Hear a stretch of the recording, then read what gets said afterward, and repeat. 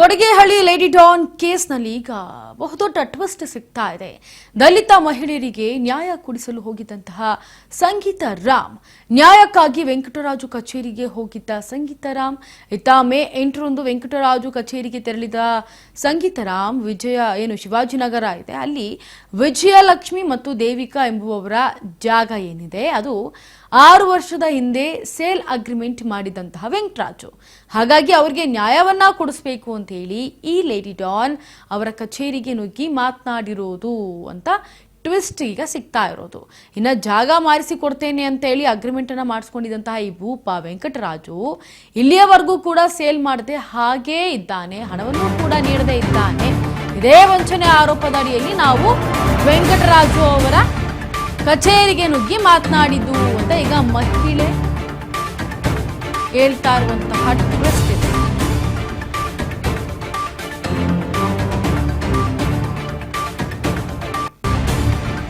Kodigehalli lady Don case, ಈ ಕೇಸ್ನಲ್ಲಿ ಈಗ ಬಹುದೊಡ್ಡ ಟ್ವಿಸ್ಟ್ ಸಿಗ್ತಾ ಇರೋದು.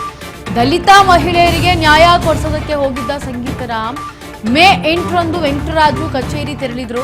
ಹಾಗಾಗಿ ಶಿವಾಜಿನಗರದಲ್ಲಿರುವಂತಹ ವಿಜಯಲಕ್ಷ್ಮಿ ಮತ್ತೆ ದೇವಿಕಾ ಇವರಿಬ್ಬರಿಗೂ ಸೇರಿರುವಂತಹ ಜಾಗ 6 ವರ್ಷದ ಹಿಂದೆನೆ ಸೇಲ್ ಮಾಡಿಕೊಡ್ತೀನಿ ಅಂತೇಳಿ ಅಗ್ರಿಮೆಂಟ್ ಅನ್ನ ಮಾಡ್ಕೊಂಡಿದ್ದ ವೆಂಕಟರಾಜು. ಜಾಗವನ್ನ ಮಾರಿಕೊಡ್ತೇನೆ ಅಂತೇಳಿ ಅಗ್ರಿಮೆಂಟ್ ಮಾಡಿಸ್ಕೊಂಡಿದ್ದವನು ಇಲ್ಲಿವರೆಗೂ ಕೂಡ ಸೇಲ್ ಮಾಡದೆ, ಹಣ ನೀಡದೆ ವಂಚನೆ ಆರೋಪವನ್ನ ಮಾಡ್ತಾ ಇದ್ದ. ಇದೇ ಹಿನ್ನೆಲೆಯಲ್ಲಿ ಇದೇ ವಂಚನೆಯನ್ನ ಮಾಡ್ತಾ ಇದ್ದಾರೆ ಅನ್ನೋ ಆರೋಪದಲ್ಲೇ ಈ ವೆಂಕಟರಾಜು ಭೇಟಿಯಾಗಿದ್ದಂತಹ 3 ಮಹಿಳೆಯರು ಹುಡುಗಿ ಹಳ್ಳಿಯ ವೆಂಕಟರಾಜು ಕಚೇರಿಗೆ ಹೋಗಿದ್ರು ಸಂಗೀತ. ಹೀಗಾಗಿ ಜೋರು ಧ್ವನಿಯಲ್ಲಿ ಮಾತನಾಡಿದ್ರು ಸಂಗೀತ ರಾಮ್. ಇದೇ ವಿಡಿಯೋಗಳನ್ನ ಮಾಧ್ಯಮಗಳಲ್ಲಿ ಹರಿಬಿಟ್ಟಿದ್ದಾನೆ. ಇವನು ಪೂರ್ತಿ ವಿಡಿಯೋ ಕೊಟ್ಟಿಲ್ಲ, ನಾನು ಜಗಳ ಮಾಡಿದ್ದನ್ನ ಮಾತ್ರ ಕೊಟ್ಟಿದ್ದಾನೆ. ವೆಂಕಟರಾಜು ಮೇಲೆ ಈಗಾಗಲೇ 2 FIR ಕೂಡ ದಾಖಲಾಗಿದ್ದಾವೆ. ಬ್ಯಾಡ್ರಹಳ್ಳಿ ಠಾಣಾ ವ್ಯಾಪ್ತಿಯಲ್ಲಿ ನಾಗರತ್ನ ಎಂಬುವರಿಂದ FIR ಕೂಡ ದಾಖಲಾಗಿದೆ.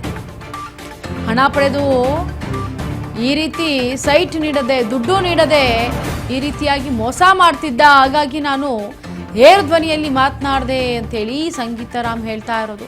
ಮಾತಿಗೆ ಮಾತು ಬೆಳೆದು ತಾರಕಕ್ಕೇರೋದು ಶುರುವಾಯಿತು. ಹಾಗಾಗಿ ವಾಗ್ಯುದ್ಧ ನಡೆದೋಯ್ತು ಅಲ್ಲಿ ಅಂತ ಹೇಳೋದು.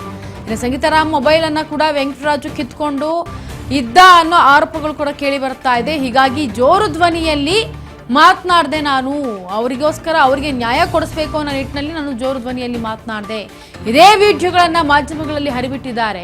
ಪೂರ್ತಿ ವಿಡಿಯೋ ಮಾತ್ರ ಕೊಟ್ಟಿಲ್ಲ, ನಾನು ಜಗಳ ಮಾಡಿದ್ದನ್ನ ಮಾತ್ರ ಕಟ್ ಮಾಡಿ ಕೊಟ್ಟಿದ್ದಾರೆ. ವೆಂಕಟರಾಜು ಮೇಲೆ ಈಗಾಗಲೇ 2 FIR ದಾಖಲಾಗಿದೆ. ಒಂದು ಬ್ಯಾಡ್ರಹಳ್ಳಿ ಠಾಣಾ ಪೊಲೀಸ್ ಠಾಣಾದಲ್ಲಿದೆ FIR ಆಗಿರೋದು. ಇನ್ನು ಹಣ ಪಡೆದು ಸೈಟ್ ನೀಡದೇ ಇರೋದು ಜೊತೆಗೆ ಆರೋಪದ ಮೇಲೆ ಈಗ ಏನು ಹಣವನ್ನೂ ಕೂಡ ಸೈಟ್ ಮಾರಿ ಅಥವಾ ಏನು ಕೂಡ ಕೊಡದೆ ಹಾಗೆ ಎದ್ಬಿಟ್ರೆ ಅದನ್ನ ಏನ್ ಮಾಡೋದು ಅಂತೇಳಿ ಈಗ ಅದರ ವಿರುದ್ಧವಾಗಿ ಕೇಸ್ ದಾಖಲು ಮಾಡಿರೋದು ಸಂಗೀತರ. ಇನ್ನು ಚಾಮರಾಜಪೇಟೆ ಪೊಲೀಸ್ ಠಾಣೆಯಲ್ಲಿ ಒಂದು FIR ಕೂಡ ಈತನ ವಿರುದ್ಧವಾಗಿ ದಾಖಲಾಗಿದೆ. ಮಹಿಳೆಯ ಖಾಸಗಿ ವಿಡಿಯೋಗಳನ್ನ ಇಟ್ಕೊಂಡು ಬ್ಲ್ಯಾಕ್ ಮೇಲ್ ಮಾಡ್ತಿದ್ದ ಅನ್ನೋ ಆರೋಪದಲ್ಲಿ ಚಾಮರಾಜಪೇಟೆ ಪೊಲೀಸ್ ಠಾಣೆಯಲ್ಲಿ ಒಂದು FIR ದಾಖಲಾಗಿದೆ ಇವನ ವಿರುದ್ಧವಾಗಿ ಅಂತ ಒಂದಷ್ಟು ಟ್ವಿಸ್ಟ್ಗಳನ್ನ ಸಂಗೀತ ರಾಮ್ ಈಗ ಬಿಚ್ಚಿಡ್ತಾ ಇರೋದು.